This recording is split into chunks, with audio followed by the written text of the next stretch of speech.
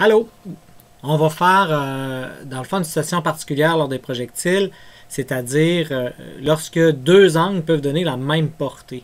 Donc, vous avez deux inconnus, deux valeurs de l'angle à trouver, là. Donc, comment arriver à trouver ça avec nos équations? Peut-être remarquer ici que j'ai un exemple où est-ce qu'on part avec 10 mètres par seconde et on a une portée de 9 mètres. Donc, avec cette portée de 9 mètres-là, on veut déterminer quels sont les deux angles qui vont me donner 9 mètres, dans le fond. Vous pouvez aussi, si ça vous tente d'essayer de trouver, la portée maximale de ça, c'est lorsqu'on a un angle de 45 degrés pour ce qu'on est à la même hauteur. Donc, à 45 degrés, c'est là que ça va faire la portée la plus grande.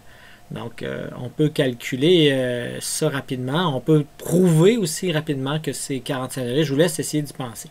Bon, maintenant, quand je prends cette situation-là avec deux angles avec la même portée, j'ai tracé un axe des X, un axe des Y. Donc, en X, vous voyez que c'est un MRU. On avait décomposé. On voit que, bon, j'ai placé ça à l'origine 0. Donc, 9 mètres plus loin en X. La vitesse en X, c'est 10 cosinus de l'angle, peu importe lequel des deux angles.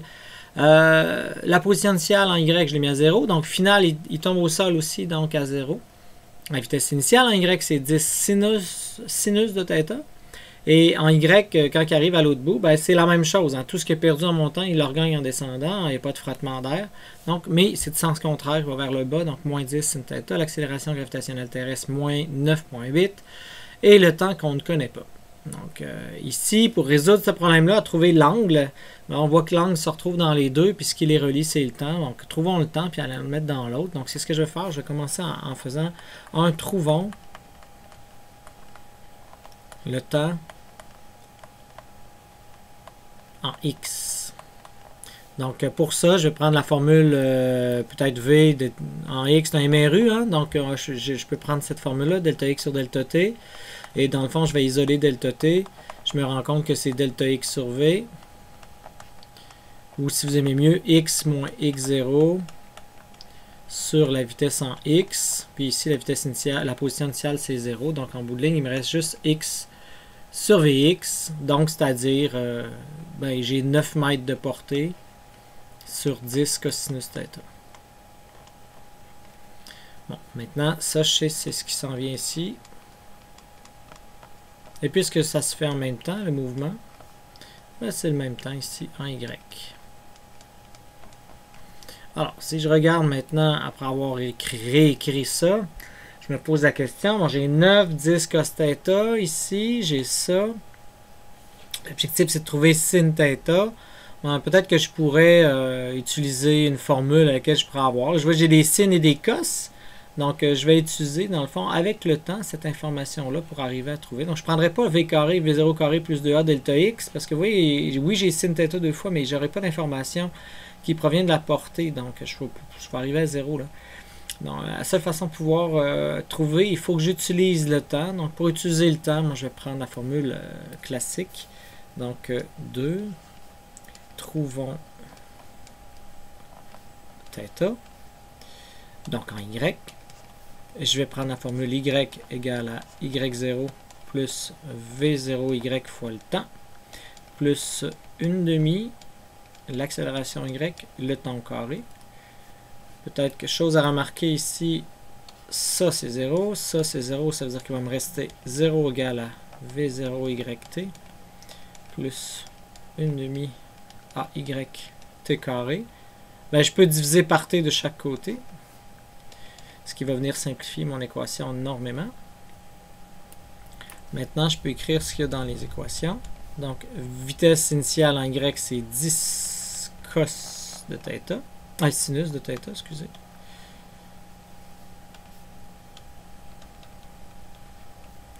« 9,8 divisé par 2, c'est une 4,9 avec le négatif, donc moins 4,9 fois le temps. Le temps qu'on a trouvé qui était 9 sur 10 cos de θ. Maintenant que j'ai trouvé ça, on va essayer de mettre les sin θ puis les cos θ ensemble de chaque côté. Donc, je vais commencer par mettre le 10 de l'autre côté. En enlevant les signes, ça va donner 10 sin θ est égal à 4,9 fois 9 sur 10 cos θ. Et je vais mettre sin cos ensemble. Donc ça va faire sin de θ, cos de θ est égal à 4.9 fois 9 sur 10 au carré. Et c'est là où est-ce que je ne peux pas trouver θ avec sin cos. Là. Donc, il faut que je trouve une identité trigonométrique qui va me permettre de trouver. En cherchant l'identité trigonométrique à la fin de votre Benson, vous êtes capable de voir que ça, c'est sin de 2θ divisé par 2. Hein? Sin fois cos θ, c'est l'équivalent de sin de 2θ divisé par 2. En bout de ligne, ça va me permettre de pouvoir solutionner le tout.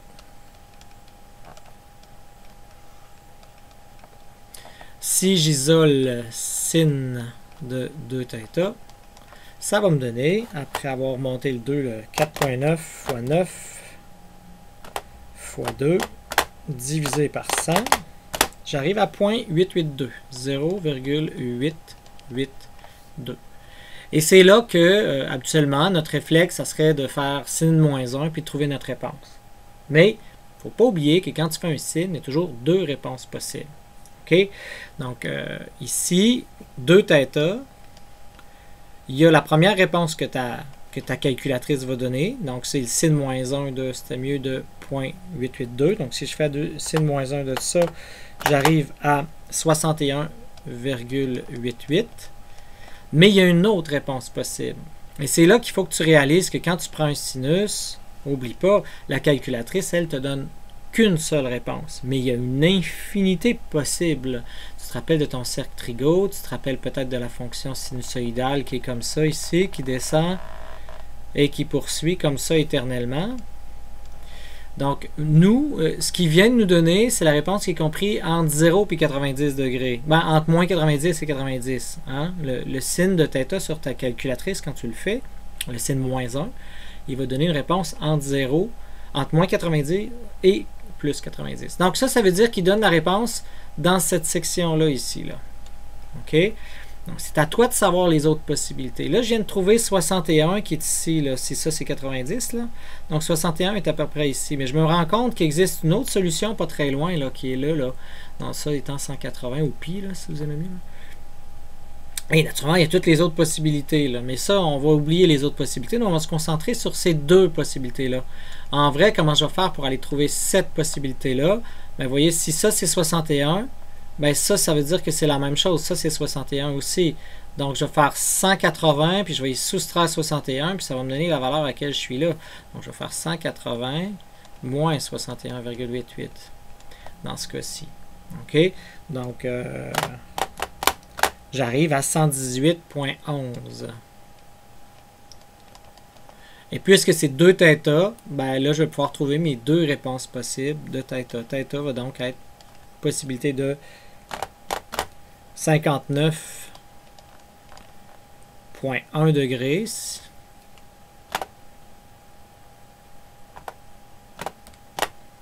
Ou 30,9. Donc, c'est les deux réponses ici. Ça veut dire que si je lance avec 30 degrés, je vais parcourir 9 mètres ici. Donc, si je lance avec 30,9, je vais parcourir mon 9 mètres. Mais si je lance avec mon 59, il va monter plus haut, puis il va redescendre. Bon, je peux vous poser une petite colle. D'après vous, c'est lequel qui dure plus longtemps comme temps de vol? Est-ce qu'ils vont arriver les deux en même temps, vous pensez, si je les lance en même temps? La réponse est non. Combien de temps faudrait que je lance un pour que les deux arrivent en même temps? Donc, c'est quoi le décalage en temps? Bref, on pourrait s'amuser à rendre le problème encore plus intéressant. Ça vous donne des idées. Donc, ceci dit, je vous laisse regarder encore et je ferme. Oups, excusez.